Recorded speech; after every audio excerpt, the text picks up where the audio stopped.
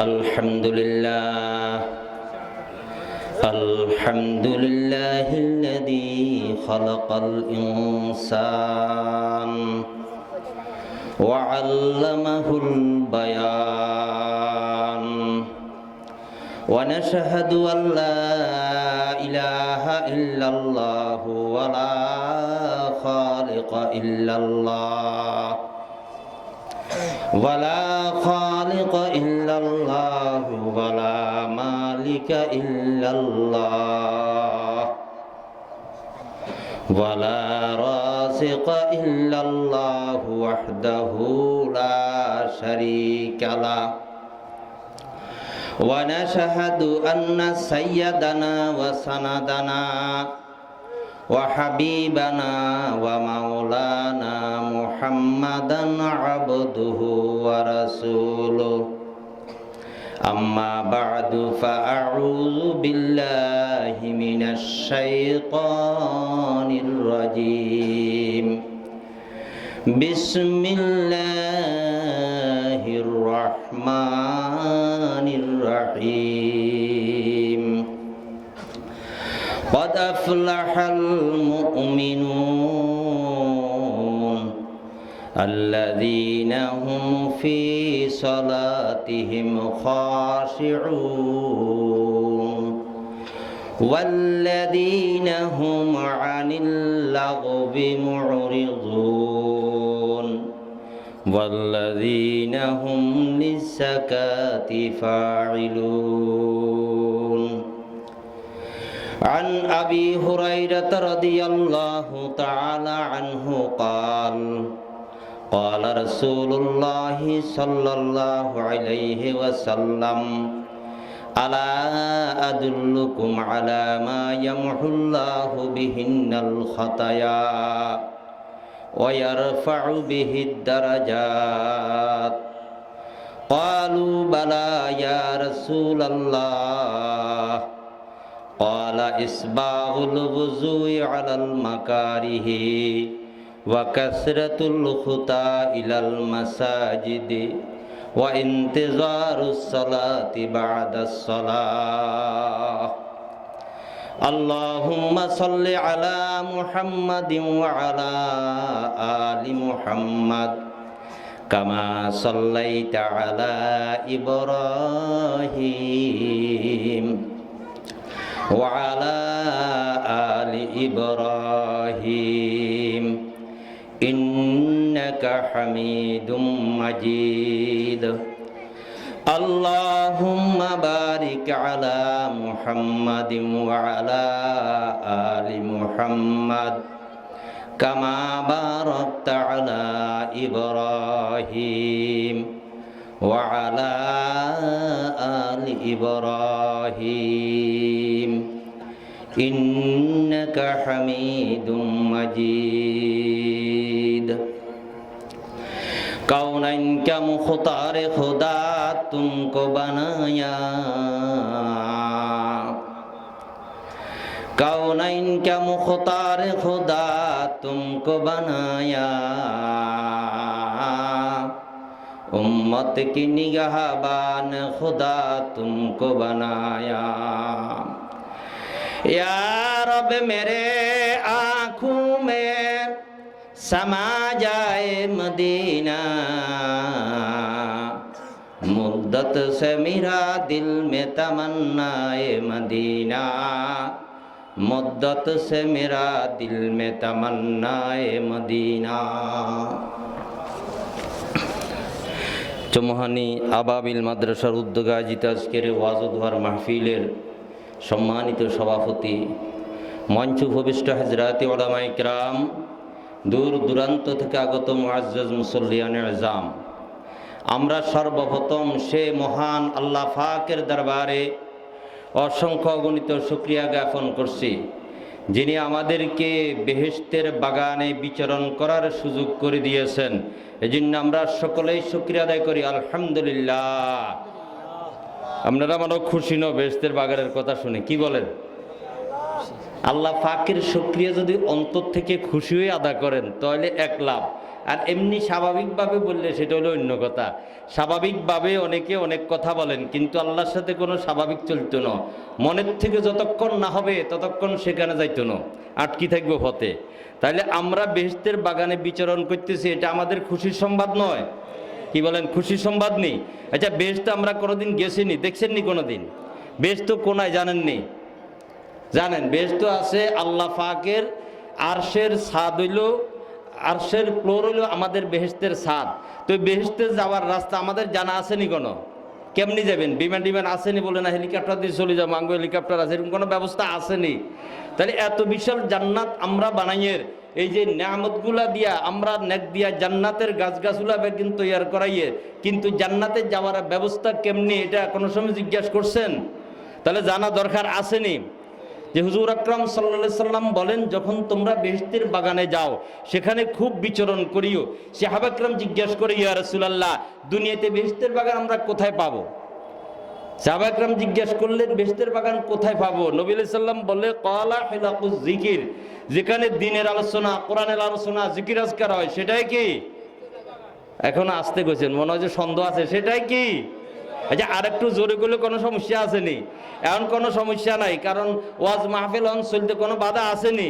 তাহলে আপনারা আসতে কিল্লাই কোন? আর একটু জোরে বলেন। আচ্ছা, আমাদেরকে জোরে বলার ক্ষমতা দান করছে কে? এই যে অক্সিজেন আমাদেরকে দিতেছেন কে? যদি বন্ধ করি দে, কারো ক্ষমতা আসেনি আমাদের কিছু করার? তাহলে যিনি বলার শক্তি দিছে তা আল্লাহ শুকরিয়া আদায় না করি, অন্য কারোল্লাহ যদি বলে কত চিল্লানি চিল্লাই আমরা, কত রকমের গলা হাড়ালাইয়ের, আর আল্লাহর জন্য যদি বলা হয় তখন আমরা আর চিৎকার দিতে রাজি হই না, শুকরিয়া আদায় করতে রাজি হই না। মনে হয় যে আমাদের মনে হয় যে শক্তি চলে যাবে। এই জন্য আমরা সকলে খুশি হয়ে একবার মহব্বতের সাথে বলি আলহামদুলিল্লাহ। লাভ হইছে নি আমনগো? সরকার দো আলম বলেন, আলহামদুলিল্লাহ তামলাউ মা বাইনাস সামাওয়াতি ওয়াল আরজ। উম্মত, কেউ যদি একবার আলহামদুলিল্লাহ বলে খুশি হয়ে, একবার যদি আল্লাহ পাকের শুকরিয়া আলহামদুলিল্লাহ আদায় করে, উম্মতের জমিন থেকে আসমান পর্যন্ত যে খালি জায়গাটা আছে আল্লাহ তাআলা এই জায়গাটা সওয়াবের দ্বারা ভরপুর করিয়া দিবে। খুশি হই সুবহানাল্লাহ বলছেন। সুবহানাল্লাহ বললেও লাভ আসেনি? কয় একবার সুবহানাল্লাহ বললে উহুদ ফাও পরিমাণ নেক আল্লাহ তাআলা আমাদের আমলনামা দিয়া দিবে। আচ্ছা, আমাদের নেকের দরকার আসেনি? যদি বলতে এই মাঠে এখন 100 টাকা 500 টাকা করে দিব, মানুষের অভাব হইতো না, কি বলেন? এখন আমরা যদি বলে এই মাঠে আজকে গুনাহ সব মাফ হয়ে যাব, তাহলে দেখবেন যে আইতো না। আচ্ছা, এই মাঠে গুনাহ মাফ করাবার পদ্ধতি আছে না নাই? আপনাকে কি খেয়াল, গুনাহ মাফ হয়ে যেত না? দেখবেন যারা আছেন যদি খালি খেয়াল করে শুনেন, যাইতে বেগুন বেগুনা হয়ে যাবেন, কারণ গুনাহ মাফের পদ্ধতি তো ওয়াজ মাহফিলে বলা হয়। আমি একটা হাদিস তেলাওয়াত করছি, এই হাদিসের মধ্যে নবী আলাইহিস সালাম বলে তঙ্গ সব গুনাহ মুছি যাইব। এখন আমরা যারা এখনো রাস্তাঘাটে গুনাহ লই ঘুরিয়ের, যদি গুনাহ মুছার খেয়াল তাই, তাহলে ওয়াজ মাহফিলে আসার দরকার আছে নি? কি বলেন? আচ্ছা, আমরা যখন বাই থেকে ওয়াজ মাহফিলে রওনা দিছি, দিবার লগে তো ফেরেশতা নাম সব লইয়া লাইছে। এখন আজ সুমনি বাজারে ঘুরিয়ের এই সমস্ত কারবার ফেরেশতার লগে চলবো নি? কি কন? আপনি যাইতে কইবেন যে নাম তো লাইছি আগে দি, সুমনি বাজারে বাজার সাজার করছি, সোয়াব দিবেন কি? এত হাসতা নেই? ফেরেশতা দেন না সব কিছু? ফেরেশতা সব কিছু দেখেন। এই জন্য যতক্ষণ বসবো মাওলাকে রাজি খুশি করার জন্য, যতক্ষণ থাকবো কাকে রাজি খুশি করবো আমরা? কারণ তারে রাজি খুশি না করে কোনো উপায় আসেনি, কোনো উপায় নাই। তো আমি কোরআনে কারীমের কয়েকটা আয়াত তেলাওয়াত করছি সূরা মুমিনুর প্রথম থেকে। আল্লাহ পাক বলেন, ক্বাদ আফলাহাল মুমিনুন, ওই সমস্ত মুমিনরা সফলতা অর্জন করবে। বন্ধুরা আমার, আমরা তো সকলে মুমিন, আমরা সকলে ঈমানের দাবি করি, ঈমানদার আমরা সবাই, কিন্তু সফলতা অর্জনকারী মুমিন কারা? কোন মুমিন সফলতা অর্জন করবে এই সম্পর্কে আল্লাহ তাআলা কোরআনে কারীমের মধ্যে বলেন, ক্বাদ আফলাহাল মুমিনুন আল্লাযীনা হুম ফি সালাতিহিম খাশিউন। আল্লাহ বলে, বান্দারি, যে সমস্ত মুমিন সফলতা অর্জন করবে, যে সমস্ত মুমিন সফল কাম হবে, সফলতা আল্লাহ তাআলা এমনি এমনি দিয়া দিবে না। আল্লাহ পাক বলেন, সফলতা অর্জন করার জন্য সর্বপ্রথম প্রয়োজন হইল নামাজ। ও বন্ধু, আজকে আমরা তো নামাজের প্রতি আমাদের কোনো গুরুত্ব নাই। আল্লাহ রাব্বুল আলামিন বলেন, আল্লাযীনা হুম ফি সালাতিহিম খাশিউন, যারা নামাজ পড়ে ভয়ভীতির সাথে, খুশু খুজুর সাথে, যাদের নামাজের মধ্যে খুশু আছে, নামাজের মধ্যে একাগ্রতা আছে। আজকে আমাদের নামাজ তো এমন নামাজ, নামাজে দাঁড়াইছি দোকানের হিসাব, নামাজে দাঁড়াইছি জমির হিসাব, নামাজে দাঁড়াইলাম কয় টাকা রুজি করলাম এটার হিসাব। সরকারে দু আলম বিশ্বনবী সরকার দু আলম জনাবে মুহাম্মদুর রাসূলুল্লাহ সাল্লাল্লাহু আলাইহি ওয়াসাল্লাম বলেন, নামাজে তো দাঁড়াইবা এমন ভাবে দাঁড়াইবা আন তা'বুদাল্লাহা কাআন্নাকা তারাহু। তুমি যখন নামাজে দাঁড়াইবা তুমি মনে করবা তুমি আল্লাহকে দেখতেছো। যখন তোমার মধ্যে এই ভাব আসবে, তোমার মধ্যে এই খেয়াল আসবে যে আমি আল্লাহকে দেখতেছি, এই খেয়াল আসার সাথে সাথে তোমার নামাজ হবে এমন এক নামাজ, তোমার নামাজ হবে এমন এক দামি নামাজ। আল্লাহ বলে, বান্দারে তুই যদি সফলতা অর্জন করতে চাস তাহলে তোর সর্বপ্রথম নামাজ ঠিক কর। নামাজ ঠিক হবে, সফলতা অর্জন করার পদ্ধতি তোর মধ্যে আসতে থাকবে। সফলতা অর্জন করতে পারবি তুই যদি নামাজ ঠিক করস, আর যদি নামাজ ঠিক না হয় তাহলে সফলতা অর্জন করা সম্ভব নয়। আমার যুবক ভাইরাম, নামাজের সমস্ত নিয়ম কানুন জেনে যখন নামাজে দাঁড়াইব আমরা, খুশু খুজু কারে আমরা তো বুঝি না। অনেক সময় নামাজে দাঁড়াই, ইমামের সাথে দাঁড়াইছি, ইমামও সালাম ফিরেছি, আমরাও সালাম ফিরেছি, চলে গেছি, খবর নাই। রুকুতে কি বললাম, সেজদাতে কি বললাম, কোথায় কি বললাম কোনো জানা নাই। আল্লাহ পাক বলে, বান্দা নামাজে দাঁড়াইছ, নামাজ খুশু খুজুর সহিত আদায় করছো। ও বান্দা, যদি খুশু খুজুর সহিত আদায় করতে পারো নামাজ, তাহলে তুমি জান্নাতুল ফেরদাউসের উত্তরাধিকারী অর্জন করার, তুমি জান্নাতুল ফেরদাউসের উত্তরাধিকারী অর্জন করতে পারবে। আল্লাহ রাব্বুল আলামিন বলেন, যদি তোমার নামাজ ঠিক হয়ে যায়, যদি তোমার নামাজ সুন্দর হয়ে যায়, ইন্নাস সালাতা তানহা আনিল ফাহশাই ওয়াল মুনকার, বান্দা নামাজ ঠিক হবে, সুদ চলে যাবে, নামাজ ঠিক হবে, গুণ চলে যাবে তোমার থেকে, নামাজ ঠিক হবে, তোমার থেকে সমস্ত গুনাহগুলো চলে যাবে, নামাজ ঠিক হবে, হারাম কাজ তোমার থেকে চলে যাবে। আর নামাজ ঠিক হবে না, তোমার সবগুলোর কিছুই যাবে না। আমরা নামাজে দাঁড়াইলে কি বলেন, আমাদের নামাজ আর সাহাবা ইকরামের নামাজ কত বেশ কম। একটা ছোট্ট একটা ঘটনা, এক জাহাজ থেকে হুজুর আকরাম সাল্লাল্লাহু আলাইহি সাল্লাম সাহাবা একরাম সহ মদিনায় আসতেছেন। প্রথমদি রাত্রি হয়ে গেছে, তাঁবুটা গালেন। তো তাঁবুটা গানোর পরে রাত্রে পাহারাদারের জন্য দুইজন সাহাবী নিযুক্ত করলেন, হযরতে আব্বাদ বিন বিশির আর আম্মার বিন ইয়াসার। দুইজন সাহাবী পাহারাদারি করবেন। রাত্রি যখন সবাই ঘুমায় গেছে, আব্বাদ বিন বিশির হযরতে আম্মারকে বলে, দেখো সবাই তো ঘুমায় গেছে, আর এখানে শত্রু আক্রমণ করার কোনো সম্ভাবনাও নাই, কাজেই আমরা দুইজনের একজন কিছুক্ষণ ঘুমাই আর একজন পাহারাদারি করি, আবার তুমি পাহারাদারি করবা, আমি ঘুমাবো। তো হযরত আম্মার বিন ইয়াসার বলেন যে ঠিক আছে। তখন হযরত আব্বাদ বিন বিশির পাহারাদারি করতেছেন। পাহারাদারি করতে করতে হঠাৎ খেয়াল আইলো, সবই নষ্ট করে কি লাভ? আমরা তো কত সময় নষ্ট করি, কি বলেন, কোনো খবর আছে? আসলে এই সময়টা তো নষ্ট নয়, এখানে তো এমনি সওয়াব লেখা হইতেছে, আল্লাহ নবীর পাহারাদারির থেকে আর বেশি কি? হযরত আব্বাদ বিন বিশির বলেন, একটু নামাজে দাঁড়াই, নামাজ পড়ি। হযরত আব্বাদ বিন বিশির নামাজে দাঁড়াই গেলেন, নামাজ শুরু করলেন। ওইদিকে কাফেরেরা খোঁজ খবর নিতেছে, আজকে তো নবী মদিনায় পৌঁছে না, কোথায় আছে?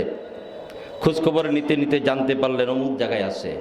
তো আব্বাদ বিন বিশির অন্ধকার রাত্রিতে কোরআন তেলাওয়াত করতেছেন জোরে জোরে নামাজের মধ্যে, তাহাজ্জুদের নামাজের বা যে কোনো নামাজ হোক, নামাজের মধ্যে কোরআন তেলাওয়াত করতেছেন। ওই কাফের আওয়াজকে লক্ষ্য করে একটা তীর নিক্ষেপ করছেন। তীর এসে হযরতে আব্বাদ বিন বিশিরের একেবারে কলিজা বরাবর বুকে লেগেছেন। আব্বাদ বিন বিশির নামাজ ছেড়ে দেন না, তীর লেগেছে গায়ে খবরও নাই। নামাজে দাঁড়াইছেন তো এমন ভাবে দাঁড়াইছেন মনে হয় যে আল্লাহকে সামনে রেখে আল্লাহর সামনে দাঁড়িয়ে আছে। সরকারে দু আলম বলে, উম্মত রে তা'বুদাল্লাহা কাআন্নাকা তারাহু ফাইল্লাম তাকুন তারাহু ফাইন্নাহু ইয়ারাক। এমন ভাবে নামাজ পড়ো এরা উম্মত এমন ভাবে নামাজ পড়ো যেমন তোমরা আল্লাহকে দেখতেছো। হযরত আব্বাদ বিন বিশির এমন ভাবে নামাজে দাঁড়াইছেন মনে হয় আল্লাহকে দেখতেছেন। বক্ষে তীর লেগেছে, ওইদিকে কোনো খেয়াল নাই। ওইদিকে কাফের ভাবলো তীর মেরেছি, যদি তীর গায়ে লাগতো তাহলে তো আওয়াজ বন্ধ হয়ে যেত। যখন আওয়াজ বন্ধ হয় নাই, মনে হয় যে তীর গায়ে লাগে নাই। ও বন্ধু, আব্বাদ বিন বিশির দুনিয়ার কোনো দিকে খেয়াল নাই, আল্লাহর দিকে মুতাওয়াজ্জু। এই জন্য কোনো বান্দা যখন নামাজে দাঁড়াবে আল্লাহর দিকে মুতাওয়াজ্জু হইতে হবে। তাকবীরে তাহরিমা বান্দার পরে ডাইরেক্ট আল্লাহর দিকে মুতাওয়াজ্জু, দুনিয়ার কাহার দিকে মুতাওয়াজ্জু নয়। বলে পৃথিবীর মানুষ দুইবার আল্লাহর সামনে দাঁড়াবে, একবার হলো হাসরের ময়দানে, আর একবার হলো দুনিয়াতে নামাজের মাধ্যমে। নামাজের মাধ্যমে আল্লাহর সাথে বান্দা দাঁড়াবে। নামাজে যখন দাঁড়াবে আল্লাহ তার সামনে, আল্লাহ তার সিজদার জায়গার দিকে, আল্লাহ তার সিজদার জায়গার দিকে কথা লক্ষ্য করি যখন নামাজে দাঁড়াবে, কোনো মানুষের নামাজের মধ্যে দুনিয়ার আর খেয়াল আসবে না। কোনো মানুষের নামাজের মধ্যে এরকম ভাবে দুনিয়ার দিকে কোনো মনোযোগ যাবে না, ডাইরেক্ট আল্লাহর দিকে মনোযোগ যাবে। হযরত আব্বাদ বিন বিশির এমন এক নামাজে দাঁড়াইছেন, তীর বক্ষে লেগেছে খবর নাই, নামাজ পড়তেছেন। ওইদিকে কাফের মনে করলো তীর গায়ে লাগে নাই, যদি তীর গায়ে লাগতো তাহলে আব্বাদ বিন, তাহলে ওই লোকটা নামাজ বন্ধ করতো, তার আওয়াজ বন্ধ হইতো। ওই লোকটা আর একবার আরেকটা তীর নিক্ষেপ করছেন হযরত আব্বাদ বিন বিশির আওয়াজকে লক্ষ্য করে। দ্বিতীয় তীর যখন বক্ষে লেগেছে তখনও খবর নাই দুনিয়ার দিকে। ও আশপাশের মা বোনেরা, আমরা তো নামাজে দাঁড়াই, সমস্ত দুনিয়াটা আমাদের সামনে থাকে, একটু খেয়াল করি নামাজে দাঁড়াই। নামাজ হলো সমস্ত আমলের মূল, আর জান্নাতের চাবি হলো নামাজ। ও যুবক ভাইরা, চাবি বেশ কম হলে তালা খুলে না। আপনার নামাজ বেশ কম হবে, জান্নাতের তালা খুলতো নয়। আমরা তো সব বুঝি। আমার দোকানের চাবিটা যদি বেশ কম হয় যা দোকানের তালা খোলা সম্ভব নয়। আপনি হয়তো ভাববেন তালা খোলা সম্ভব না হলে কি হবে, একটা লোককে আইনা তালা খুলে নিমু, কিন্তু এত সহজ নয় জান্নাতের তালা খোলা। আপনার নামাজ যদি সত্যিকারের নামাজ না হয়, আপনি কিভাবে তালা খুলবেন? এজন্য আব্বাদ বিন বিশির দুনিয়ার দিকে কোনো খেয়াল নাই। নামাজের মধ্যে কোরআনে কারীম তেলাওয়াত করতেছে তো করতেছে, কোরআনে কারীমের দিকে এমন এক লক্ষ্য, দুনিয়ার কাহার দিকে কোনো লক্ষ্য নয়, কাহার দিকে কোনো লক্ষ্য নয়। ওই কাফের ভাবলেন যখন কথা বন্ধ হয় নাই, যখন কোরআনে কারীমের তেলাওয়াত বন্ধ হয় নাই। ও বন্ধু, কোরআনে কারীম তো এমন এক মজার কিতাব। হযরতে খুবাইব রাদিয়াল্লাহু তাআলা আনহুকে যখন শুলি ছোঁয়াইবেন, খুবাইব রাদিয়াল্লাহু তাআলা আনহুকে যখন শুলি ছোঁয়াইবেন, এর পূর্বে হযরতে খুবাইব রাদিয়াল্লাহু তাআলা আনহু ওই জালেমদেরকে বলল, আমাকে 2 রাকাত নামাজের সুযোগ দাও না। আমার শেষ ইচ্ছা হলো আমি 2 রাকাত নামাজ পড়ব। হযরতে খুবাইব যখন নামাজে দাঁড়াইলেন, সেখানে এক যুবক, কাফের যুবক, তার দিকে তাকাইয়াছেন আর ভাবতেছেন এই যুবকের একটু পরে হাসি হবে, শুলি ছোঁয়াইবে, তার নামাজ কত সুন্দর নামাজ। ওই যুবকের নামাজের দিকে তাকাইয়া, খুবাইবের নামাজের দিকে তাকাইয়া যুবক, কাফের যুবকের মনের মধ্যে এমন এক ধাক্কা লাগলো, এটা সত্যিকারের মনে হয় যে খোদার সামনে হযরত খুবাইব দাঁড়িয়ে আছে। তার মনের মধ্যে একটু মওতের কোনো ভয় নাই, মওতের দিকে তার একটু লক্ষ্য নাই। যার একটু পরে মওত হবে, যার একটু পরে শুলি হবে, শুলি ছোঁয়াইবে যাকে, সে এমন এক নামাজে দাঁড়িয়েছে। ওই যুবক অস্থির হয়ে গেছে তার দিকে তাকাইয়া। যে নামাজে এত মনোযোগ, সিজদার জায়গার দিকে তাকাই আছে, কোনো দিকে তাকায় না। ও বন্ধু, নামাজ ঠিক করেন, সমস্ত আমল সুন্দর হয়ে যাবে। নামাজ সুন্দর হলে সমস্ত আমল সুন্দর হবে। ওই যুবক সারাদিন চলে গেল, হযরতে খুবাইবকে শুলি ছোঁয়াইলো। যুবকের রাত্রে আর ঘুম আসে না। পরের দিন সরকার দু আলমের সামনে চলে গেলেন, বলল, ইয়া রাসূলুল্লাহ, আমি যদিও কাফির হই, কালকে আপনার সাহাবী হযরতে খুবাইবের যখন তার নামাজের অবস্থা দেখলাম, আমি বুঝতে পারলাম সত্যিকারে এরাই হলো মুসলমান, যাদের সামনে খোদা থাকে। সে নামাজে এমন ভাবে দাঁড়াইছে মনে হয় যে তার খোদার সামনে সে দাঁড়াইছে, কোনো দিকে তার মনোযোগ নাই। একটু পরে যার মৃত্যু হবে, একটু পরে যার মওত হবে, তার নামাজ এত সুন্দর নামাজ। ওগো আল্লাহর রাসূল, আপনি আমাকে ইসলাম ধর্ম গ্রহণ করান। আমি বুঝতে পেরেছি সত্যিকারের ইসলাম ধর্ম হলো সবচেয়ে দামি ধর্ম, আর এক রবের সামনে দাঁড়িয়ে সেটা হলো নামাজ। যা আমি হযরতে খুবাইবকে দেখছি, ওই যুবক অস্থির হয়ে আল্লাহর হাবিবের সামনে সে ইসলাম গ্রহণ করলো। ও আমাদের ভাইয়ের, ও আমার ভাইয়েরা, আজকে আমাদের নামাজ দেখলে অনেক সময় অনেকে কয় কি নামাজ পড়তেছি না, শয়তানি করতেছি। একটু চিন্তা করে দেখেন, হযরতে আব্বাদ বিন বিশির তো নামাজে দাঁড়ানো, দুইটা তীর গায়ে লেগেছে। হযরতে আব্বাদ বিন বিশির দুইটা তীর গায়ে লেগেছে, এরপরও নামাজ ছেড়ে দেন না। ওই কাফের ভাবলেন যেহেতু আওয়াজ বন্ধ হয় নাই, মনে হয় তীর লাগে নাই, লক্ষ্যভ্রষ্ট হয়েছে তীরে কথা ভেবে কাফের আর একটা তীর নিক্ষেপ করলো। আব্বাদ বিন বিশিরের যখন তৃতীয় তীর গায়ে লাগলো, হযরত আব্বাদ বিন বিশির ভাবলেন কি মজার নামাজ কিভাবে ছেড়ে দিই। আবার ভাবে নামাজ না ছেড়ে দিলে যদি আমার মৃত্যু হয়ে যায়, আল্লাহর হাবিবের হয়তো তারা ক্ষতি করবে, আল্লাহর হাবিবের হয়তো তারা ক্ষতি করবে। এই চিন্তা করে হযরত আব্বাদ বিন বিশির নামাজ ছেড়ে দিয়েছেন। ডাক দিলেন আম্মার ইবনে ইয়াসারকে, ও আম্মার উঠো, আমার তো সময় শেষ, আমি আর বেশিক্ষণ টিকবো না। আম্মার বলে ভাই কি হয়েছে? আব্বাদ যখন তাকে তার খবর, তখন তার যখন বলল পুরা ঘটনাটা, হযরত আম্মার বলে আব্বাদ রে কেন নামাজ ছেড়ে দিলা না সর্বপ্রথম তীরের সাথে? হযরত আব্বাদ বলে আম্মার, যদি আল্লাহর নবী না থাকতো এখানে আমি তিনটা তীর নয় 300 তীর মারলেও আমি নামাজ ছেড়ে দিতাম না, কারণ ওই মুহূর্তে আমার নামাজের মধ্যে এমন এক মজার, এমন এক স্বাদ লাগতেছে। ও বন্ধু, আমরা তো নামাজে দাঁড়াই, কদিন মজা পাইছি একটু চিন্তা করি দেখেন না। হযরত আব্বাদ বলে এমন এক মজা লাগছে রে আম্মার, যদি আল্লাহর নবী না থাকতো এখানে সাইতো তাহলে আমি নামাজ ছেড়ে দিতাম না, এই অবস্থা আমি শাহাদাত বরণ করতাম। কারণ নামাজের মজার স্বাদ হইল আলাদা, নামাজের মজার, নামাজের স্বাদ আলাদা। হযরত আলী রাদিয়াল্লাহু তাআলা আনহু জিহাদের ময়দানে পায়ে লোহার টোপ ঢুকেছে, কেউ বের করতে পারেন না। একদিন সাহাবায়ে কেরাম পরামর্শ করলেন তীর খোলা সহজ হবে যদি আলী নামাজে দাঁড়ায়। হযরত আলী যখন নামাজে দাঁড়াবে তখন তীর খোলা সহজ হবে। ও মা বোনের, আমরাও তো নামাজে দাঁড়িয়ে একটু চিন্তা করে দেখেন আমার নামাজ কেমন নামাজ। আমার নামাজ যদি সত্যিকারের নামাজ না হয়, ফেরদাউস বেহেশতের উত্তরাধিকারী অর্জন করা যাবে না। আল্লাহ বলেন কাদ আফলাহাল মুমিনুন, ওই সমস্ত মুমিনেরা সফলকাম যাদের মধ্যে 7টা গুণ থাকবে।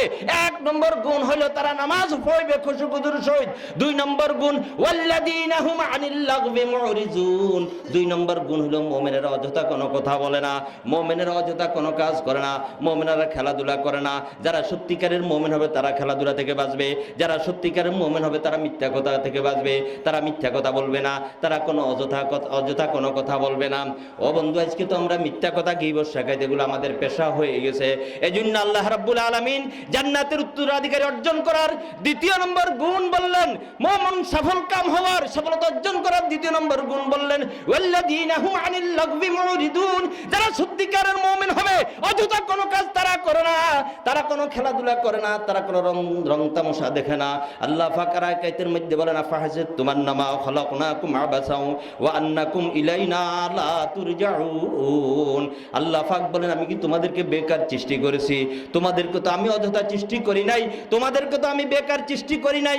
ও আমার ভাইয়েরা বাবার, আজকে আমরা কোথায় কোথায় মিথ্যা কথা বলি, আজকে আমরা কোথায় কোথায় মিথ্যা কথা বলি। একটু চিন্তা করে দেখেন, আপনি যদি মিথ্যা কথা বলেন জান্নাতুল ফেরদাউস বেহেশতের উত্তরাধিকারী অর্জন করতে পারবেন না।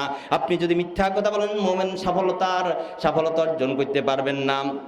এজন্য মিথ্যা কথা ছেড়ে দিতে হবে, মিথ্যা কথা বলা যাবে না, গীবত শেখায় ছেড়ে দিতে হবে, অযথা খেলাধুলা, অযথা কোনো গল্প ছেড়ে দিতে হবে, খেলাধুলা সব ছেড়ে দিতে হবে। তখন আপনি সফলকাম মুমিনের সফলতা অর্জন করতে পারবেন। আমাদের এক বুজুর্গ হযরত লুৎফুর রহমান সাহেব রহমতুল্লাহ আলাইহি, তিনি বেড়াইতে যাবেন শ্বশুর বাড়িতে, তো রাত্রিবেলা, তখন তো মহিলারা দিনে বের হইতো না, এখন না দিনে বের হয় সবাই। সোমনিবাজার মার্কেটে গেলে দেখবেন আপনাদের থেকে মহিলা বেশি। মা বোনেরা রাগ করিয়েন না, কিন্তু আপনারা যত মহিলা যত পুরুষ দেখতেছেন ততটা কবিরা গুণ হইতেছে আপনাদের। হয়তো আপনাদের চেহারা না পুরুষেরা দেখে না, কিন্তু উনারা তো আমাদেরকে দেখেন, যতবার দেখেন ততটা কবিরা গুণা। 10টা কবিরা গুণা হলে 770,000 বছর জাহান্নামে জ্বলতে হবে। 80টা হলে হিসাব করে দেখেন, প্রতিটা কবিরা গুণা 7,000 বছর। তো লুৎফুর রহমান সাহেব রহমতুল্লাহ আলাইহি রাত্রি যাবেন শ্বশুর বাড়িতে, সবাইরে লই রওনা দিছে। প্রথমত গেছে, কিছু দূর গেছে আর ডাকাইতে দিচ্ছে, এখন বুঝুন তো, ডাকাতে দেওয়ার হলে ডাকাত কি আর হুজুর টুজুর বুঝেনি, ধরছে সবাই গিরি, কয় যে যা আছে সব দাও। হুজুর কয় যে একটু থামেন, কি দরকার, আমি সব আনি দেবো, কোনো সমস্যা নাই। আপনি হুজুর মানুষ, যদি সবগুলা না দেন, যদি কিছু রাখি দেন। কয় না, আমি ওয়াদা করতেছি কিছু রাখবো না। তখন তিনি মহিলাদের থেকে সমস্ত জিনিস যাওয়ার টাকা পয়সা যা আছে সব এনে তাদেরকে দিয়ে দিছে। দেওয়ার পরে ডাকাত চলে যায়। এমন মুহূর্তে তিনি একটা ছোট্ট নাতিন কয়, নানা ভাই আমি তো একটা জিনিস রেখে দিছি। কি? আমার আংটিটা আমি গুঞ্জা রেখে দিছি, লুকে রেখে দিছি। হুজুর অস্থির হয়ে গেছেন এটা শুনে। হুজুর কাঁদতে শুরু করলেন, তুমি কি করলাম? আমি না তার সাথে ওয়াদা করছি সমস্ত জিনিসপত্র তাকে দিয়া দিব, তুমি কেন এটা লুকাইলাম? ওই ছোট্ট মেয়েটা বুঝতে পারে নাই। লুৎফুর রহমান সাহেব রহমতুল্লাহ বলে, দাও জলদি দাও। তখন তিনি আংটিটা নিয়ে দৌড়াইতে শুরু করলেন। ডাকাত অনেক দূরে চলে গেছে, ডাকতেছে, ও ডাকাত ভাই দাঁড়াও দাঁড়াও দাঁড়াও। তারা বলতেছে, কেন ডাকতেছেন, কি হয়েছে? কোনো টেয়া হুঁশার লাগবো নি, আপনার বাঁটা নাইনি? না না না, শুনো, তোমরা আমাকে বাঁচাও, আমাকে বাঁচাও।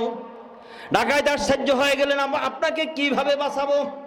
লুৎফুর রহমান সাহেব রহমতুল্লাহ বলতেছে, আমি তোমার সাথে ওয়াদা করছি, সত্য কথা বলবো, যত টাকা পয়সা ছিল সব এনে দিব। কিন্তু একটা সমস্যা হয়ে গেছে, আমার নাতিন একটা আংটি লুকায় রাখছেন। এখন আমি এ ভয় করতেছি না কিয়ামতের ময়দানে তুমি যদি আমার আটকাই দাও। এখন এটা শুনি ডাকাত অস্থির হয়ে গেছে।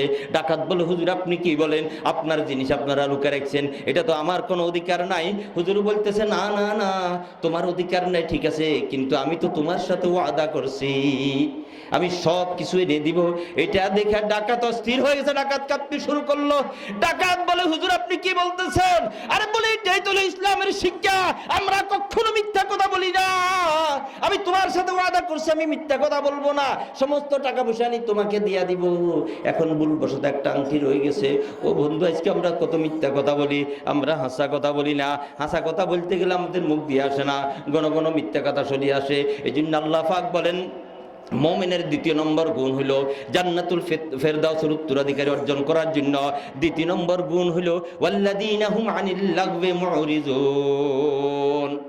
আমাদের আরেক বুজুর্গ হযরত ইয়াহিয়া কান্দলবী রহমতুল্লাহ আলাইহি, ভারতবর্ষের বহুত বড় একজন বড় আলেম। হিন্দুদের আর মুসলমানের মধ্যে একবার খুব লড়াই চলতেছে একটা মসজিদের জায়গা নিয়ে। হিন্দুরা কয় আমাদের, মুসলমান কয় আমাদের। আদালতে বিচার গেছে, মুসলমানদেরকে বললো তোমাদের পক্ষে দলিল দেখাও, বলে দলিল নাই। হিন্দুদেরকে বলছে যে তোমাদের পক্ষে দলিল দেখাও, কয় না দলিল নাই। তো আমি কাকে জমি দেব? আদালত বলে, আমি কাকে দিব তোমরা বলো। মুসলমান দাবি করে মুসলমানের, হিন্দুরা দাবি করে হিন্দুদের। আদালতের বিচারক বললো, একটা কাজ করতে পারো, দেখো এলাকার মধ্যে একজন বিশ্বস্ত লোক নিয়ে আসো, একজন বয়স্ক লোক, বিশ্বস্ত লোক নিয়ে আসো, তাকে জিজ্ঞাসা করব এই জায়গাটা সর্বপ্রথম কার ছিল, আমি তাদেরকে দেয়া দেব। লুৎফুর তখন হযরত ইয়াহিয়া কান্দলবী রহমতুল্লাহ আলাইহি সবচেয়ে বয়স্ক ছিলেন এবং বিশ্বস্ত ছিলেন। হিন্দুরাও তাকে বিশ্বাস করত, মুসলমানও তাকে বিশ্বাস করত। হযরত ইয়াহিয়া কান্দলবী রহমতুল্লাহ যখন আদালতে নিলেন, হাজার হাজার মুসলমান খুশি মনে মনে, আজকে আমাদের পক্ষে রায় হবে, আদালত প্রাঙ্গণে আমাদের পক্ষে রায় হবে, মসজিদ আমরা পাবো। কিছু কিছু হিন্দু খুশি, হুজুর মিথ্যা কথা বলবে না। কিছু কিছু হিন্দু ভাবতেছে না জানি হুজুর কোনো মুসলমানের পক্ষে রায় দেয় দিই না, মুসলমানের পক্ষে সাক্ষী দেয় কিনা। এই জন্য হিন্দুদের মনের মধ্যে তোলফা শুরু হয়ে গেল। মুসলমানের মন খুশি, কোনো চিন্তা নাই, কোনো টেনশন নাই। আদালত শুরু হলো, বিচার কার্য শুরু হলো। সাক্ষী গ্রহণ করতেছেন ইয়াহিয়া কান্দলবী রহমতুল্লাহ আলাইহিকে যখন ডাকা হলো, ইয়াহিয়া কান্দলবী রহমতুল্লাহ আলাইহিকে জিজ্ঞাসা করলেন বিচারক, হযরত আপনি বলেন এই জায়গাটা সর্বপ্রথম কার দখলে ছিল? কি ছিল এখানে? মসজিদ ছিল না মন্দির ছিল? হযরত সেখানে দাঁড়িয়ে বলতেছেন, এই জায়গাটায় সর্বপ্রথম মন্দির ছিল, এটা হিন্দুদের দখলে ছিল। এই কথা বলার সাথে সাথে হাজার হাজার মুসলমান অস্থির হয়ে গেলেন, ভাবলেন একটু বুঝি সত্য মিথ্যা কথা বললে কি হইতো, মসজিদের জন্য একটু মিথ্যা কথা বলতো আমাদের জয় হইতো, হুজুর কেন এই কথা বললেন, আমাদের জায়গাটা হারাই ফেলছে। তখন হিন্দুদের পক্ষে রায় হয়ে গেল, হিন্দুরা চলে গেল, মুসলমান চলে গেল। মুসলমান আজ আর হুজুরের সাথে সাক্ষাৎ করে না, আল্লাহর ওলির সাথে আজকে আর করে মুসলমান সাক্ষাৎ করেন। অন্তরে ক্ষোভ তাদের, কেন একটা মিথ্যা কথা বলে আমাদের জন্য মসজিদটা কেন নিল না, জায়গাটা কেন আমাদের পক্ষে নিল না? হুজুর বললে তো কাজ হয়ে যেত। ইয়াহিয়া কান্দলবী রহমতুল্লাহ একা একা বাড়িতে চলে গেলেন, কেউ আজকে আর পাশে নাই, একা একা তিনি বাড়িতে চলে গেলেন। গভীর রাত্র ঘুম আসে না, পেরেশান। হঠাৎ দেখে তাহাজ্জুদের নামাজের জন্য ওযু করতে বাইর হইছেন, দেখে অনেক লোকের শোরগোল শোনা যায় দরজায়। তিনি ভাবতেছেন, না জানি মুসলমান যুবকেরা এসে আজকে আমাকে পিটানি শুরু করে নাকি। হযরত ভাবতেছেন, না জানি তারা কেন আসতেছে। আবার কত আগে দেখে না হিন্দু যুবকেরা আসতেছে। হুজুর মনে মনে ভাবে, হিন্দুরা কেন আসবে? তাদের পক্ষে তো আজকে আমি সাক্ষী দিয়েছি। ওই হাজার হাজার হিন্দু একজন দুইজন নয়, সমস্ত হিন্দুরা এসে হুজুরের পা মোবারক ধরি, পা ধরি ভয় আছে, বলতেছে, হুজুর ইসলাম ধর্ম বুঝি এত সুন্দর ধর্ম। ইসলাম গুনাহ মশার কথা একটু পরে কইতেছি, একটু জিকির করেন, কলব পরিষ্কার হোক। লা ইলাহা ইল্লাল্লাহ, লা ইলাহা ইল্লাল্লাহ, নাই কোনো মাবুদ আল্লাহ ছাড়া, নাই কোনো মাশুক আল্লাহ ছাড়া, আরশ কুরসি লৌহ কলম সবে তোমার পাগল পারা। লা ইলাহা ইল্লাল্লাহ ইল্লাল্লাহ, লা ইলাহা ইল্লাল্লাহ। আজব রঙের দুনিয়া ছিল, আমরা নাহি আসতে হেতা। কেউ করিত পাথর পূজা, কেউ পূজিত বৃক্ষলতা। সাকার ভূতের নাইলে পূজা, লোকের মনে পেত ব্যথা। মানত না কেউ দৃশ্যহীন ওই আকারবিহীন খোদার কথা। তুমি বলো কেউ কি তোমার নাম নিত এ মহিতলে? আজকে তুমি পরিচিত মুসলমানের বাহু বলে। লা ইলাহা ইল্লাল্লাহ, লা ইলাহা, লা ইলাহা ইল্লাল্লাহু মুহাম্মাদুর রাসূলুল্লাহ। একবার হইলে 50 বছরের গুনাহ মাফ। খুশি হন না মনে হয়? গুনাহ মাফ, খুশি হন না? একবার হইলে ক বছরের গুনাহ মাফ? দুইবার হইলে? প্রশ্ন আসতে পারে, এত বছর তো আমরা বাঁচব নি। সাহাবা একরাম প্রশ্ন করছে, ইয়া রাসূলুল্লাহ, একবার হইলে যদি গুনাহ মাফ হয়ে যায় তাহলে আর কোনো সমস্যাই নাই, দুইবার ফল না কনা ফইও। কত বেশি হইলে গুনাহ তো আর নাই। কত তোমার বাবার থাকলে বাবার মাফ হবে, দাদার থাকলে দাদার মাফ হবে, হিজার থাকলে হিজার মাফ হবে। কি কন, সবার গুনাহ মাফ হোক, আমরা কি চাই না এটা? সবাই চাননি? আরে দাদার বাড়িতে থাকেন, দাদার জন্য সূরা ফাতিহা একবার পড়তে মনে চায় না, সূরা ইখলাস একবার পড়তে মনে চায় না। তাহলে আমরা যতবার জিকির করব, লা ইলাহা ইল্লাল্লাহ পড়ব, একবার হইলে কত গুনাহ মাফ? 50 বছরের গুনাহ মাফ। তা আমি একটা হাদিস বলছি, হাদিস তেলাওয়াত করছি। হাদিসের মধ্যে নবী আলাইহিস সালাম সাহাবা একরামদেরকে বলে, হযরত আবু রাদিয়াল্লাহু তাআলা রাওয়ায়াত, কো আলা আদুল্লুকুম আলা মা ইয়ামহুল্লাহু বিন্নাল খাতায়া। আমি কি এমন একটা কথা বলবো না? এটা শুনি তো সাহাবা একরাম আশ্চর্য। সাহাবা একরাম চায় যে কথার দ্বারা গুনাহ মাফ হবে, যে কথার দ্বারা লাভ হবে, যে কথার দ্বারা উপকার হবে, এটা শোনার জন্য অস্থির থাকে। আমরা যদি সমনের মানুষ যদি অস্থির না হই, কেন আচ্ছা গুনাহ মাফ হয়ে যাবে এ কথা শোনার পরেও আমাদের মনের মধ্যে আগ্রহ এত বেশি নাই। আরে গুনাহ মাফের কথা শুনবার তো অস্থির হয়ে যাবার কথা, অস্থির সাহাবা একরাম। আচ্ছা গুনাহ নিয়ে জান্নাতে যাওয়া যাইব নি? আপনার কি খেয়াল? গুনাহ নিয়ে কেউ জান্নাতে যেতে পারবেন নি? আরে গুনাহ তো কাসরা, এই হোজা বইয়েন কি দরকার? এই হোজা লো জান্নাতে কেমনি যাইবেন? যাওয়ার কোনো ব্যবস্থা আছে নি? নাই। তো সরকারে তো আলম বলেন, আলা আদুল্লুকুম আলা মা ইয়ামহুল্লাহু বিহিন্নাল খাতায়া। আমি কি আপনাকে এমন একটা কথা বলবো না যে কথার দ্বারা আপনাদের এমন একটা লাভের কথা বলবো না যেই লাভের, যে কথার দ্বারা আপনার গুনাহগুলা মাফ হয়ে যাবে। আলা মা ইয়ামহুল্লাহু বিহিন্নাল খাতায়া ওয়া ইয়ারফাউ বিহিদ দারাজাত, এবং দরজা বুলন্দ হবে, গুনাহ মাফ হবে, দরজা বুলন্দ হবে। দুটোটা কি আমাদের দরকার আছে না? আপনার কি খেয়াল? আচ্ছা গুনাহ মাফ দরকার আছে নি, দরজা বুলন্দ এটা বুঝুন না, মানে আমরা দামি হয়ে যাবেন। চেয়ারম্যানরা যেরকম সম্মান করে আপনাদের সম্মান করব, মেম্বারে যেরকম সম্মান করে আপনাদের সম্মান করব। এটা কি আমরা সবাই চাই কি চাই না? সবাই চাননি? তাহলে আর একটু মনোযোগ দেন, সবাই যদি চান খেয়াল করে শুনেন। সরকারি দু আলম বলেন, আলা আদুল্লুকুম আলা মা ইয়ামহুল্লাহু বিহিন্নাল খাতায়া ওয়া ইয়ারফাউ বিহিদ দারাজাত। ও উম্মত, তোমরা যদি, আমি তোমাদেরকে কি এমন একটা লাভের কথা বলবো না, যে লাভ, যে কাজ, এমন একটা কাজের কথা বলবো না যে কাজটা করলে তোমাদের গুনাহগুলা মাফ হয়ে যাবে এবং তোমাদের দরজা বুলন্দ হবে। সাহাবা একরাম বলে, ক্বালু বালা ইয়া রাসূলুল্লাহ, অবশ্যই বলেন, অবশ্যই বলেন। নবী আলাইহিস সালাম বলেন, ইসবাগুল উযুই আলাল মাকারিহি ওয়া কাসরাতুল খুতাইলাল মাসাজিদে ওয়া ইন্তিজারুস সালাতি বাদাস সালাহ। এখন নবী আলাইহিস সালাম বলে 3টা কাজ করতে হবে। গুনাহ মাফ করাইতে হলে কয়টা কাজ লাগবে? তিনটা কাজ, লাভ হবে দুইটা, একটা হলো গুনাহ মাফ হবে, আর একটা হলো দরজা বুলন্দ হবে। কাম হবে তিনটা। কাম হইলো কয়টা? তিনটা। একটা হইলো কি, নবী আলাইহিস সালাম বলে ইসবাগুল উযুই আলাল মাকারিহি, ভালোভাবে ওযু করা। আচ্ছা আমরা ভালোভাবে ওযু করি তো ইনশাআল্লাহ? আমরা কি খেয়াল, ভালোভাবে ওযু করার লাগবো নি? আচ্ছা ওযু নামাজের চাবি, ওযু বালা নইলে নজ হইব নি, আর নজ বালা নইলে কোনা যাইতেন না, বেহেশতে যাইতেন না। তাহলে ওযু বালা করবার দরকার আছে নি? নবী আলাইহিস সালাম বলেন ইসবাগুল উযুই আলাল মাকারিহি ওয়া কাসরাতুল খুতা ইলাল মাসাজিদি ওয়া ইন্তিজারুস সালাতি বাদাস সালাহ।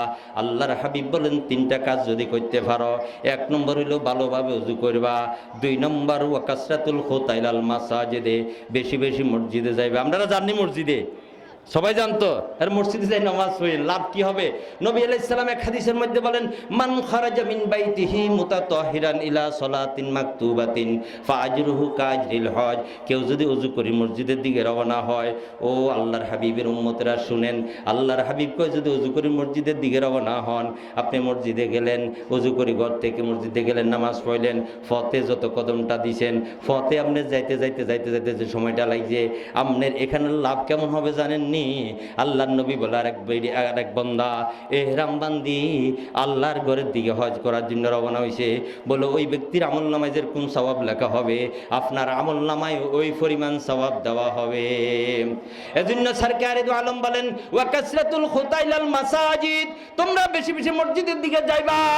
তিন নম্বর হলো ইন্তিজারুস সালাতি বাদাস সালাহ, এক নামাজের পরে আরেক নামাজের অপেক্ষায় থাকা, এক নামাজের পরে আরেক নামাজের অপেক্ষায় থাকা। যখন আমরা জোহরের নামাজ পড়লাম, আসরের জন্য অপেক্ষা করলাম, আসরের নামাজ পড়লাম, মাগরিবের জন্য অপেক্ষা করলাম। আল্লাহ পাক কোরআনে কারীমের মধ্যে বলেন ও বান্দা জান্নাতের উত্তরাধিকারী অর্জন করতে হলে 7টা কাজ করবি। এক নম্বর হলো নামাজ পড়বি খুশুখুজুর সহিত, দুই নম্বর অযথা কাজ ছেড়ে দিবি, মিথ্যা কথা গীবত ছাড় দিবি, তিন নম্বর ওয়াল্লাযীনা হুম লিযাকাতি ফাইলুন, তোরা যাকাতের কাজ করবা। যাকাতের কাজ দুই ধরনের, একটা হলো মালের যাকাত, সেটা দিবেন, নিজেও দিবেন, অন্যদেরকে দেবেন। আর একটা হলো দেহের যাকাত। আমার স্বাধীনত বডির মধ্যে আল্লাহ সুন্নত তরিকা আছে, যত ইহুদি খ্রিস্টানদের যত লেবাস আছে, যত চাল চলন আছে, আমার শরীর থেকে এগুলা বের করা, এটা হলো দেহের যাকাত। যারা মুমিন সফলতা অর্জন করবে তারা যাকাতের কাজ করবে, মালের যাকাত দিবে, দেহের যাকাত দিবে, দেহের মধ্যে নবীজির সুন্নত তরিকা দায় ঢুকাবে, দেহের মধ্যে জামা ঢুকাবে সুন্নত তরিকার জামা। মসজিদে যায় নামাজ পড়তে শার্ট গাদ দিয়া, মনে কষ্ট নিয়েন না, আপনার শার্ট তো মুসলমানের লেবাস নয়, আপনি ইহুদিদের লেবাস পরে আপনি মসজিদে গেছেন। এমনকি শুক্রবারেও মুসলমান জামা গায়ে দিয়ে মসজিদে যায় না, অথচ কবরে যাইতে লম্বা জামা গায়ে দিতে হবে। লম্বা জামা গায়ে দেন, কবরে যখন যাইতে না। এই জন্য আমার ভাইয়েরা, আল্লাহ পাক বলেন সফল কাম মুমিনের 3 নম্বর গুণ হলো তারা যাকাতের কাজ করে। 4 নম্বর গুণ হলো তারা লজ্জাস্থান হেফাজত করে। 5 নম্বর গুণ হলো ওয়াল্লাযীনা হুম লিআমানাতিহিম ওয়া ওয়াহদিহিম রাউন। 5 নম্বর গুণ হলো তারা আমানতকে রক্ষা করে। ও বন্ধু, আমানত আবার দুই ধরনের, একটা হলো বান্দার সাথে আমানত, কেউ হয়তো আপনার কাছে টাকা আমানত রাখছে, অথবা জায়গা জমি আমানত রাখছে, অথবা কোনো কথা আমানত রাখছে, আপনি এটা রক্ষা করলেন। 2 নম্বর হলো আল্লাহর সাথে আমানত। আমরা সমস্ত মুমিন আল্লাহর সাথে ওয়াদাবদ্ধ। আল্লাহ পাক আমাদের জানমাল আল্লাহ খরিদ করছে, খরিদ করে আমাদের কাছে আমানত রাখছে। এখন আমানতের যদি খেয়ানত করি, নামাজ কাজা করা আমানতের খেয়ানত, ঘুষ খাওয়া আমানতের খেয়ানত, আল্লাহ পাকের পথে না চলা আমানতের খেয়ানত, কোরআন মতে না চলা আমানতের খেয়ানত। আপনি যদি আমানতের খেয়ানত করেন, তাহলে আপনি জান্নাতের উত্তরাধিকার অর্জন করতে পারবেন না। আল্লাহ পাক বলে ওয়াল্লাযীনা হুম লিআমানাতিহিম, 4 নম্বর, ওয়া ওয়াদিহিম 5 নম্বর হলো আমানত, 5 নম্বর 6 নম্বর হলো ওয়াদা। আল্লাহ পাক বলে ওয়াদিহিম রাউন, যারা ওয়াদা ভঙ্গ করে না, ওয়াদা খেলাফ করে না। মুনাফিকের 3টা আলামত। 1 নম্বর আলামত হলো ওয়াদা ভঙ্গ করা, আমানতের খেয়ানত করা। 2 নম্বর আমানত হলো ওয়াদা ভঙ্গ করা। 3 নম্বর আমানত হলো কথা কথা মিথ্যা বলা। এই জন্য 3টা আলামত আপনার থেকে দূর না হলে আপনি মুনাফিক, আর 3টা আমানত যদি দূর হয়ে যায় আপনি মুমিন, দূর না হলে আপনি মুনাফিক। এই জন্য আল্লাহ রাব্বুল আলামিন বলেন সফলতা অর্জনকারী মুমিনের 6 নম্বর গুণ হলো ওয়াদা রক্ষা করবে, মিথ্যা কথা বলবে না, মানুষের সাথে ওয়াদা ভঙ্গ করবে না। ওয়াদা আবার দুই ধরনের, একটা হলো বান্দার সাথে ওয়াদা, টাকা দিবেন অমুককে, অমুক দিনটা ওয়াদা করছেন, অথবা কোনো কিছু তার সাথে ওয়াদা করছেন, বান্দার সাথে ওয়াদা। আর একটা হলো আল্লাহর সাথে ওয়াদা। আল্লাহ পাক জিজ্ঞাসা করছে আলাস্তু বিরাব্বিকুম, আরে আমি কি তোমাদের রব? আমরা বলেছিলাম কালু বালা, আপনার সাথে ওয়াদা করতেছি আপনি আমাদের রব, আপনার সমস্ত কথা আমরা মানবো, আপনার সমস্ত হুকুম মতো আমরা চলবো, আপনার কথা মতো আমরা চলবো, আপনার কোরআন মতো আমরা চলবো, আমরা আল্লাহর সাথে ওয়াদা করছি। আল্লাহ পাক বলে বান্দা, যদি মুমিনের 6 নম্বর গুণ হলো ওয়াদা রক্ষা করা। 7 নম্বর গুণ, ওয়াল্লাযীনা হুম আলা সালাওয়াতিহিম ইউহাফিজুন। 7 নম্বর আবার যাই আল্লাহ তাআলা বলে মুমিন তো হলো ওরাই যারা নামাজের হেফাজত করে। খুশুখুজুর সাথে শুধু নামাজ পড়ছে তা নয়, নামাজের হেফাজত করে, ঘরের মধ্যে যত সদস্য আছে সকলকে নামাজের কথা বলে। কেন নামাজের হেফাজত করবেন? আল্লাহর হাবিব ইরশাদ করেন কিয়ামতের ময়দান আল্লাহ তাআলা সর্বপ্রথম নামাজের হিসাব নেবে। বান্দা যখন নামাজের হিসাব সত্যি সত্যি দিয়া দিবে, বাকিগুলো আল্লাহ তাআলা সহজ করে দিবে। আর যদি নামাজের হিসাব সত্যিকারে না দিতে পারে, জিজ্ঞাসা করবে জায়গা জমি কি করছস, টাকা পয়সা কি করছস, পর্দা কেন করছ নাই, হারাম কেন খাইছস, বহু প্রশ্ন সামনে চলে আসবে।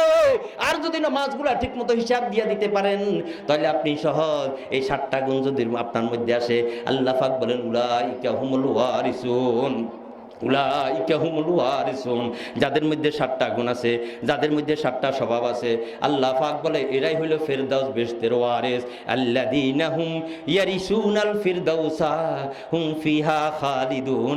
আল্লাহ পাক বলে ও বান্দা, ফেরদাউস বেহেশতে তোরা কদিন থাকবি জানোস নি? আপনি জিজ্ঞাসা কদিন থাকুম আল্লাহ? আল্লাহ আবাদুল আবার সব সময়, কোনোদিন ফেরদাউস বেহেশতে থেকে তোরা বের হবি না। এই জন্য আমার ভাইয়েরা, আল্লাহর ভয় অন্তরে ঢুকান। আল্লাহর মহব্বত যদি অন্তরে থাকে, আল্লাহর ভয় যদি অন্তরে থাকে, দেখবেন আল্লাহ মাফ করবে।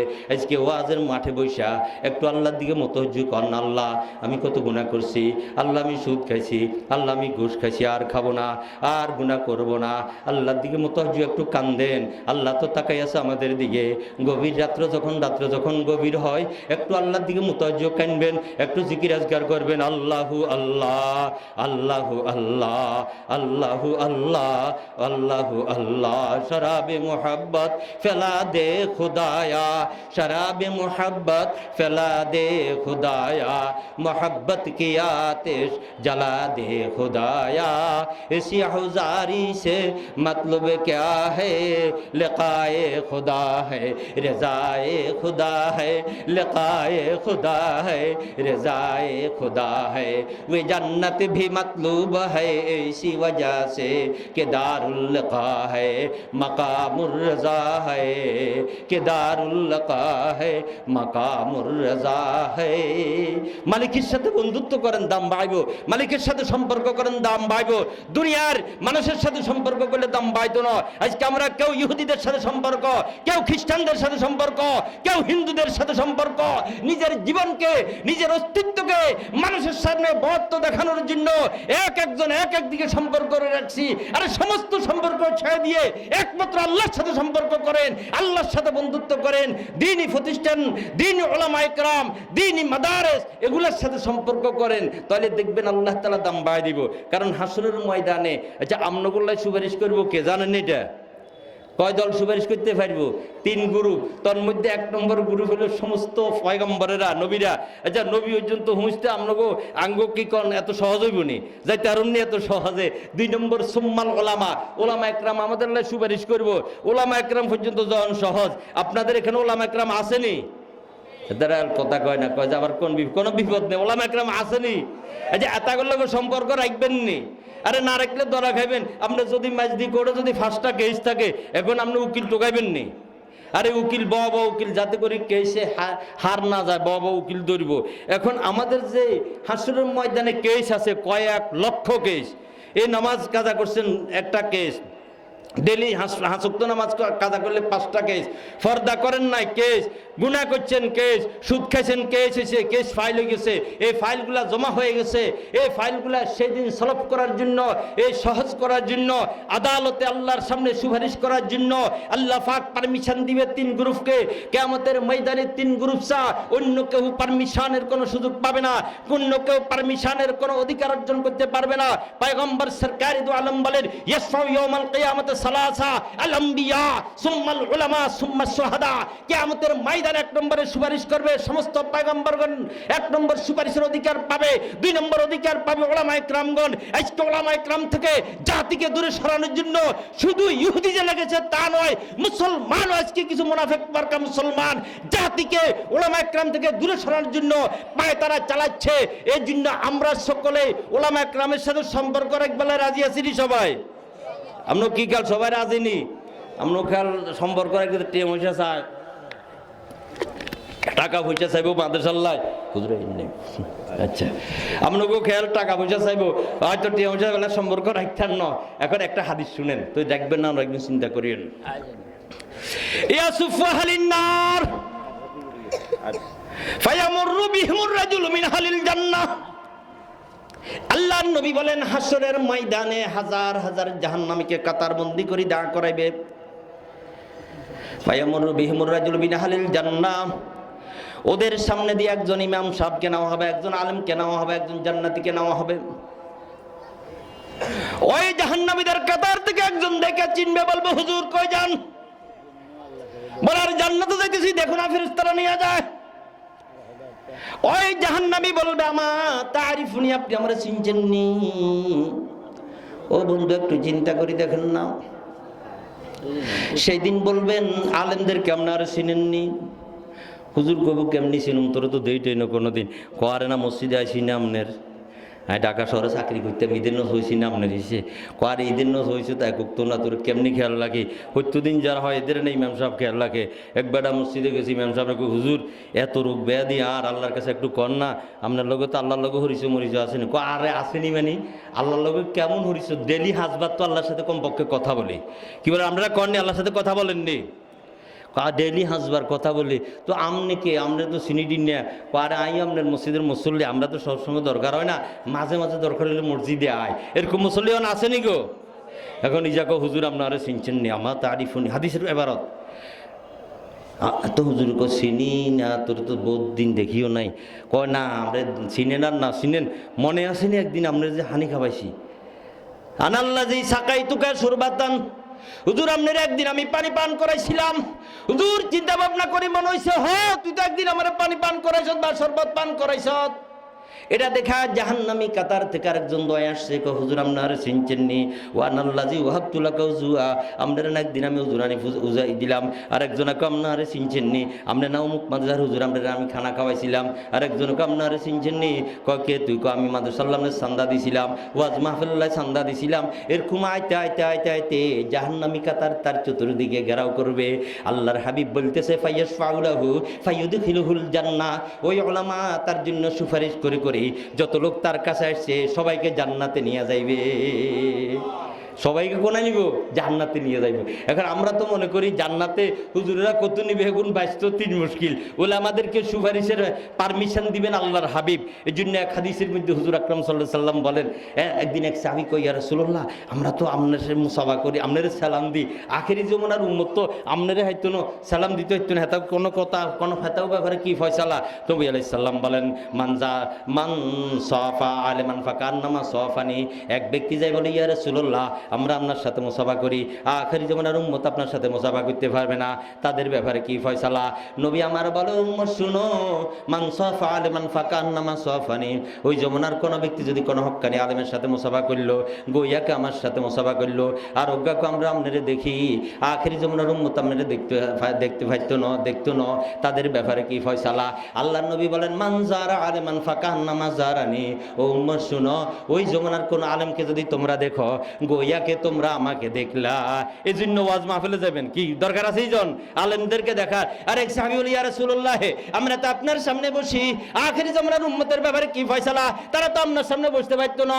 ওই আল্লাহর হাবিব বলেন, মান জালাসা আলিমান ফাকান্নামা জালাসানি ওয়া মান জালাসানি ফিদ দুনিয়া আজলিসুল্লাহু ইয়াউমাল কিয়ামাতি মাই ফিল জান্নাহ, ওই জামানার কোন ব্যক্তি যদি কোন আলেমের সামনে বসলো, গোয়াকে আমার সামনে বসলো, আর যে আমার সামনে বসলো সে আমার সাথে জান্নাতে যাইবে।